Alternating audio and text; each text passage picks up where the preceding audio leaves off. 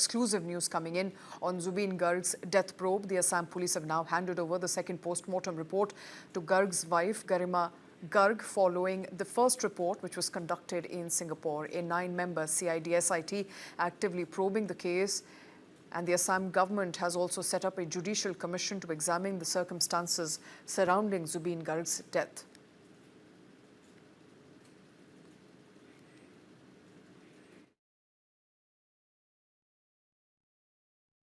We have written a letter. We wrote a letter to the Honorable Prime Minister, and we wrote a letter to the Chief Minister also for high-level inquiry. We are demanding that he should be conferred High Civilian Award. He should be honored like that. Now, News9 has accessed exclusive information where, as per resources and sources who spoke to us, key witnesses and fellow band members, Shekhar Jyoti Goswami has accused Siddharth Sharma and Shyamkanu Mahanta of poisoning Zubeen Garg in Singapore. Goswami claimed that holding the event abroad, specifically at the Pan Pacific Hotel in Singapore, was a calculated move to conceal the crime and present it as an accident. Garg had travelled to Singapore for the 60th anniversary of India-Singapore diplomatic ties and to mark the India-ASEAN Year of Tourism. He died on 19th of September, and an autopsy later cited drowning as the cause of death after he went swimming off a Singapore island. However, Goswami's testimony suggests otherwise. He alleges that Sharma behaved suspiciously during the trip, including forcibly taking control of the yacht and endangering others on board. And during Garg's distress, when he was reportedly frothing at the mouth and nose, Sharma said that he should not be helped. And Goswami also maintains that Garg was an expert swimmer and could not have drowned accidentally. He also claims that Sharma instructed him not to share any video footage from the yacht, further fueling suspicions of a cover-up. The testimony also mentions Amrit Prabha Mahanta and Nishita Goswami, hinting at possible wider involvement in the case. Later, it was reported that Shekhar Jyoti Goswami and Amrit Prabha Mahanta were produced in court and sent to 14 days of police remand. The CID argued that the custody was essential to interrogate them further. Their electronic devices were seized and examined. The court accepted the plea, allowing investigators to pursue potential leads in the case.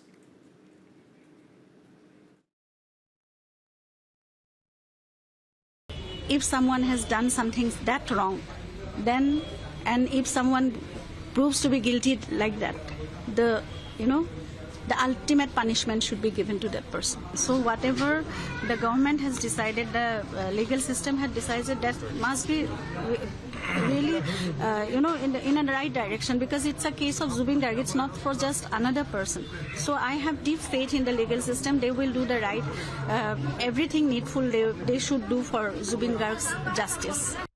Around Zubeen Garg's death is now intensifying, with multiple agencies probing the matter. Joining me on the show is Dr. Dinesh Rao, who's a forensic expert. Also with me is Ellen Rao, former DCP, Delhi Police. Thank you very much, the two of you, for taking time and joining us this evening. I want to come to you first, Dr. Rao. In your understanding, when we look at the contents of the first forensic report, which was given by Singapore, is there a possibility that perhaps there were anomalies in that report? Because the report clearly pointed out that Zubeen Garg died of drowning. Could there be a reason why he drowned, why he wasn't able to swim despite being a swimmer?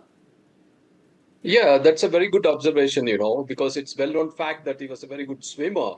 But what is important is being drowning itself, but actually what caused the drowning is very important, because as you know, that since he's a very good swimmer, what caused the drowning means, is it in something to do with, see, now the allegation of poisoning has come out. As the toxicological report has come, is it contributed, or is any positive things there in the toxicology report? That is very most important aspect. And secondly, the most important thing is if he was having any pre-existing illness. Pre-existing illness is something which can usually contribute, especially the person is in the when he's in the waters. So that has to be, that is the pathological report or histopathological examination in the autopsy samples which have been taken. I think that report is also very vital. The toxicological report is very vital. If these two things have never contributed, then we can accept the possibility of drowning. If there is some positivity in any of the, either from the histopathological examination or toxicological examination, definitely that's a very good grounds for suspicion. And beside this, the technical evidences, especially all those, the CCTV or any mobile Right. evidences, and some circumstances which the witnesses have been stating at the present, I think they also need to be investigated, and that all these things to be corroborated along with the circumstances. And of course, the most important thing is stomach content. What did he eat hours before or just immediately before? Did he consume some liquid? And all these things are very part of the very important, vital part of the investigation in such cases. All right. Ellen Rao, at this point, a lot of people who are looking at how the investigation is going forward, knowing that the Singapore police force has already given a clean sheet in the matter, suggesting that there is no foul play, that in fact he died because he could not swim and he drowned. Now we see a lot of allegations, counter allegations doing the rounds. A lot of people may be wondering, is it just, public pressure that someone's being blamed and the government is trying to find fault when it's a clear-cut case?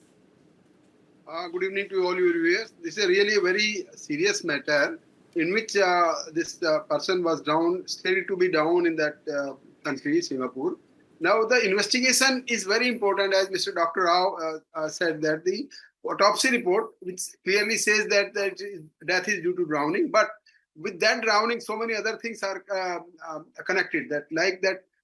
How it made it was clear that he was drowning in spite of being a swimmer.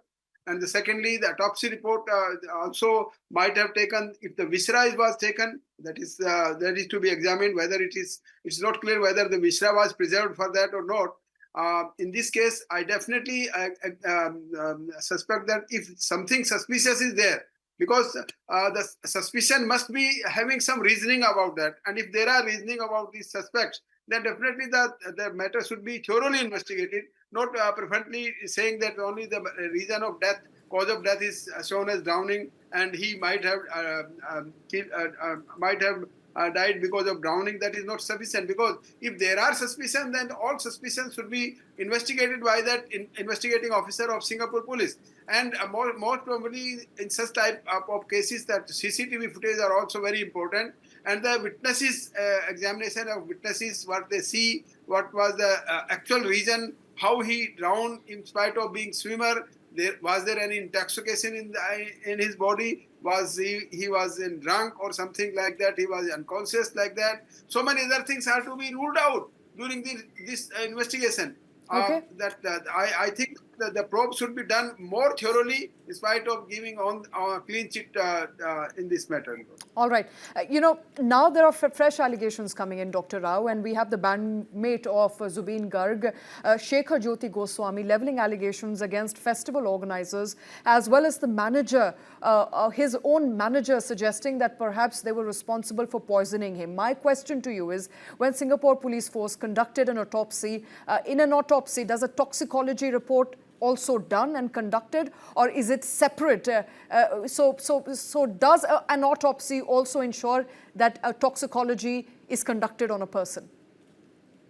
See, in cases of this nature, always, because I've handled hundreds of such cases. So usually in such particular circumstances, the toxicological examination is very vital, irrespective of the poisoning there or not. Because even alcohol, for example, if he has consumed alcohol, the percentage of the alcohol and its contribution to death is always taken into factor. But in this particular case, where the strong suspicion of poisoning is there, it's not only alcohol, other substance abuse or any other poisons, definitely that has to be ruled out before confirming the possibility of drowning. See, drowning, what I feel is possibly the doctors up there might have given us a preliminary report.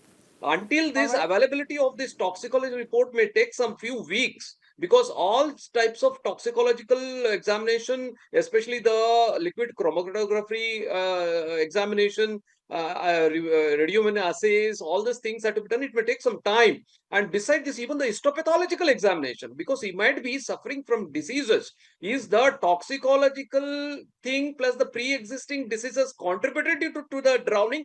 that is, or it is only drowning per se he died. All these things for us to confirm, all these reports has to be made available, and then only the possibility of drowning can be accepted. Until that, definitely this should be considered as a preliminary report. And beside this, all the circumstances the person who has witnessed is stating something, and that has to be thoroughly investigated. Then only the confirmation of the drowning has to be there. Because as my experience goes, we have seen innumerable cases where homicides has been garbed in the form of drowning. But that definitely, as I said Understood. earlier, the So drowning, toxicological examination, right? pathological So examination, drowning very vital. in itself is not enough. We need to know what led to the Absolutely. drowning. What led to the drowning? I think that's a fair point, important point. Would it be right at this point, Dr. Rao, to say that toxicology report will take some time and perhaps that will clear the matter? Absolutely, absolutely. Okay. Because now there are witnesses already been stating that the possibility of poisoning, and in that particular circumstances, what I suggest is better to give those samples to two independent labs. Because there will always be a speculations even with one particular lab. If they have been given to two independent labs, I think that reports will definitely help in such particular cases where the celebrity's death or untimely deaths, and though because he as everybody says, he knows to swim, he knows, I don't think he's going to drown. That is what is the thing which you need to rule out. So definitely two independent lab reports are very vital in such cases. Right. And my last question to you, Ellen Rao. Zubeen Garg was no ordinary man. He was a cultural icon, loved by many, many millions of people. His death is a shock to a lot of people. The police are doing their, their due diligence. They are currently investigating the matter. The toxicology report is awaited. A second autopsy has also come through. In your assessment, how long before we finally know what happened to Zubeen Garg? Yes, no doubt. Zubeen Garg was very prominent figure and is a celebrity.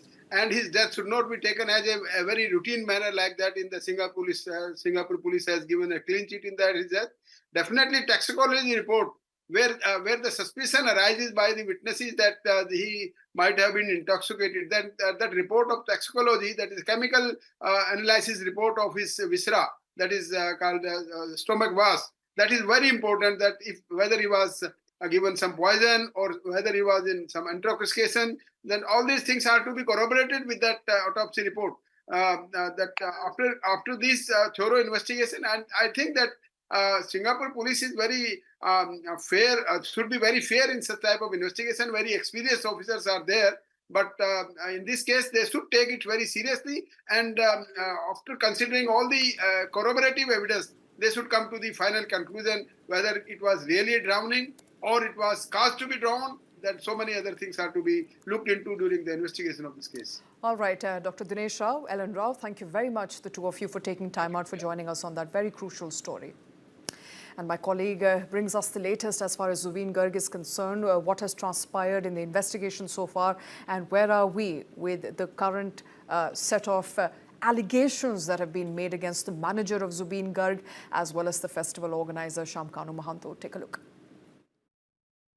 The legend of Assamese music and Assam, the heartthrob of young generation, Zubeen Garg, who was mysteriously died at Singapore on 19 September. Right now, the SIT of CID, we are just in front of CID Department of Assam, where the SIT people, they have been interrogating all the culprits whose name has been dug out, and the four arrested persons so far, the event organizer, Shyamkanu Mahanta, the manager of Zubeen Garg, Siddharth Sharma, his co-artist Shekhar Goswami, and another co-artist Amrit Prabha Mahanta, all are inside this CID department where Assam SIT they have been interrogating them and trying to find out the cause and other relevant things. Today we have found one journalist from Delhi-based Assam journalist for a news channel, Shekhar Goswami. He has been summoned here, and his statement has been taking insight. Moreover, two more businessmen. One is Mr. Ritul Sharma, who is to run Hotel Aryan along with Shyamkanu Mahanta in Guwahati city, and another associate businessman, Sintu Bosho. They have been interrogating inside CID. And moreover, the SIT, they have trying to find out all the things, what is going on in exactly, what happened on 19 September and 18 September night in Singapore, while Zubeen Garg, who was artist of Assam, was in Singapore to perform at Northeast India Festival that is organized by Shyamkanu Mahanta in collaboration with Indian Embassy in Singapore. And moreover, Zubeen Garg, who was a known patient of epilepsy, he was being asked to stay away from water and fire. And by viewing all those things, why Zubeen Garg was sent with the 11 NRI person from Assam into a yacht party at Singapore. And by even the 11 person from Singapore, they have also been summoned and asked to appear before SIT by 6th of October. Now it's the time how SIT act and people of Assam keeping watch in each and every moment there.